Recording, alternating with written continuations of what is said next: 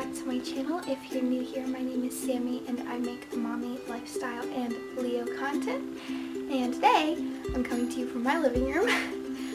My son, I was planning to do this video in his room, but he is taking a nap right now, so I did not want to bother him in there.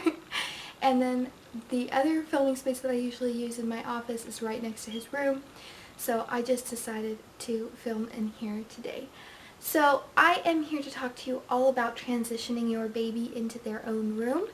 We transferred Oliver at about 6.5 months. Up until then, he was sleeping in a bassinet first and then in his pack and play until we transitioned him.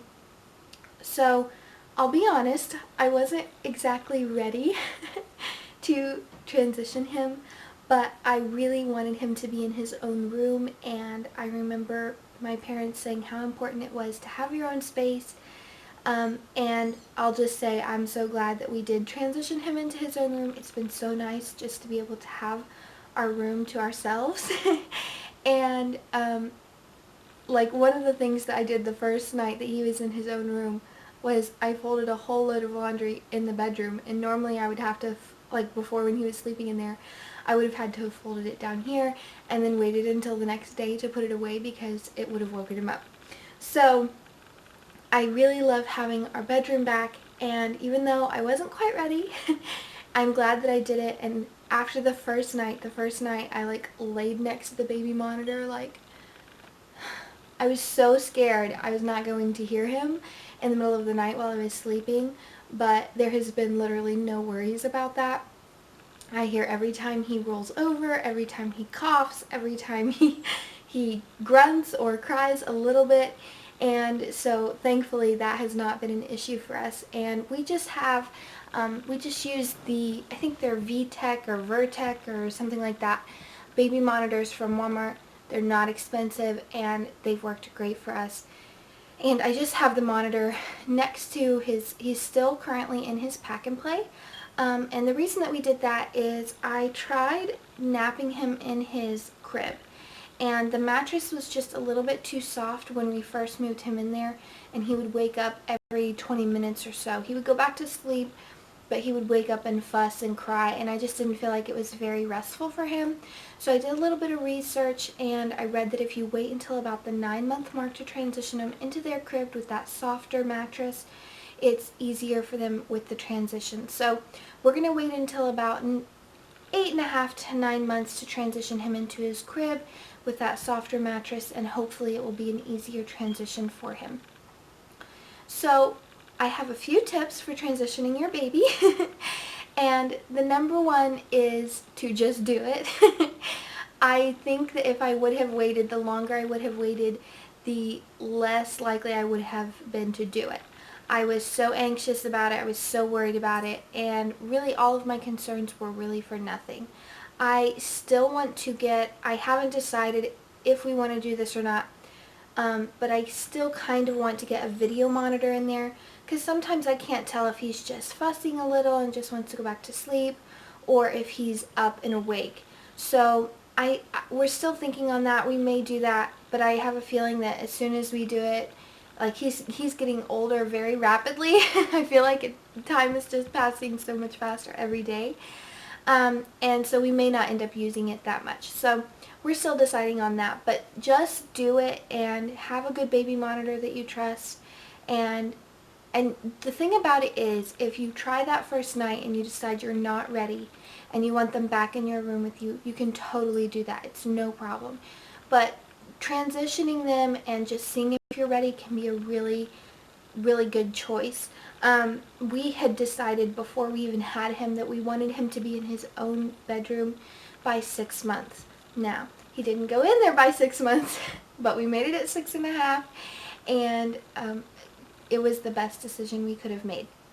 The second tip I have for you is to transition them slowly. So allow them to take naps in their bedroom before you put them in there full-fledged at night. And this really worked well for us. I would have him nap in there, and I think that got him accustomed to the room and to the sounds and the way that it, you know, it's lighter in there in the morning than it is in our room because the sun comes up. So it helps them get used to the dynamic of the room, and that has been one of the biggest things that I think helped us have a smooth transition. The third tip is to try and keep the environment very similar to the room that they were previously in. So when we brought Oliver home from the hospital, we used a fan that became highly recommended to us, not only for the white noise and him being used to all the sounds in mommy's tummy, but it also, they've seen a difference in using a fan with SIDS. They say that it can help prevent SIDS, and so as a first-time mom, and I think every mother has this fear of SIDS, and so I just wanted to do everything I possibly could to prevent it, and so we used a fan from the get-go.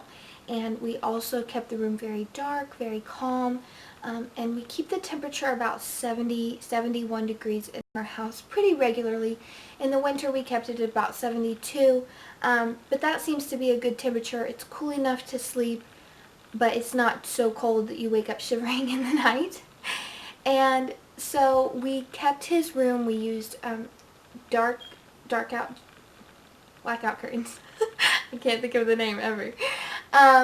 And we've used a fan in there. It stays on while he's napping and while he's sleeping at night. And again, with the baby monitor. And we left a baby monitor in our room for when he would go down at night. His regular bedtime is about 7:30. And so there was one in our room when I would put him to bed and then come back downstairs. So it's worked out really well transitioning him in that way, keeping everything very similar. Now the difference is that I do leave a lamp on in his room. It's a really like soft yellowy bulb. It's not really bright, and I do that because in the middle of the night when I need to change his diaper or something like that, it's so much easier than turning on the overhead light. Overhead lighting is so harsh anyway, and it's just really bright and startling. And so we've had that lamp in there, and we leave it on during the night, and it's not super bright. It's very calming and soothing, but it allows me to come and go without really waking him up too much. He still wakes up at about 5 a.m. for a bottle, and I don't know if that's normal for most babies his age. He's 7.5 months old, and he still does not usually. Sometimes if he's had a really busy day, he'll sleep all the way through the night. But he's still usually waking up about 5 a.m. for a bottle, and then he goes back down. And so I usually am able to get him up, change his diaper without him really being very awake. It's almost like a dream feed. If you know what that is, when you're breastfeeding, it's sort of like that. And he just is awake enough to let me know that he's hungry and that he needs his diaper changed and that kind of thing. So having that light and it just being very calm has been a really big help. And I think transitioning him in there with that light is so soft, it did not bother him at all. Hasn't kept him awake, nothing like that. So those are my top tips for transitioning your baby. And you know, the first few nights may be difficult for us. Thankfully we had a very smooth transition, but again I think that was due to doing naps in there for about 6 weeks beforehand. But we had a very smooth transition. So if you're finding that the transition is not as easy for you, that's okay. Everybody's experience is different. Don't give up if you're really feeling like it's time for your baby to be in their own space. And just take things one night at a time. And you know, I read a ton of stuff before we decided to do this. I like to do all the research, get all the facts before I make a decision. And so if that will make you more comfortable, definitely do that. And then also if you have them sleep on their own for one night and you decide you're just not ready, that's okay. You and your partner, or you as a mother, or maybe a single father, that is your choice. And whatever you're ready for, whenever you're ready for it, only you can judge that. And I think that we have adopted this theory that the professionals know everything about our babies when they've never even met our babies. And so every situation is different. The needs of your baby are different, and your lifestyle as a family is different than other people's. So just take that into account. Go with your gut, do what you're comfortable with, and the transition, whenever it's needed, you'll be ready for it. So I hope that this video was helpful. I hope that it gave you some good information. And if you like content like this, definitely click the subscribe button. I upload content like this every week. And I hope that I will see you in the next one.